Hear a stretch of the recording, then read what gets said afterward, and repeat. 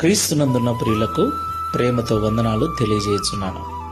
ఈరోజు దేవుడు మనకు చేస్తున్న వాగ్దానం ఏమిటనగా కీర్తనల గ్రంథము 112వ కీర్తన 6వ చరణం. నీతిమంతులు నిత్యము జ్ఞాపకములో ఉందురు. ఆమేన్.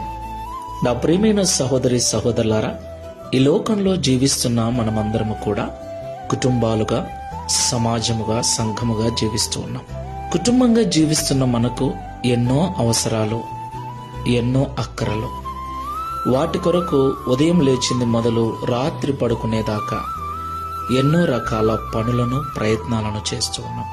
ప్రియులారా, మన అక్కరలో, మన అవసరతలలో, మన పనులలో, మన ప్రయాణాలలో దేవుడు మనలను జ్ఞాపకం చేసుకోవాలి అంటే మనము నీతిమంతులమై ఉండాలి.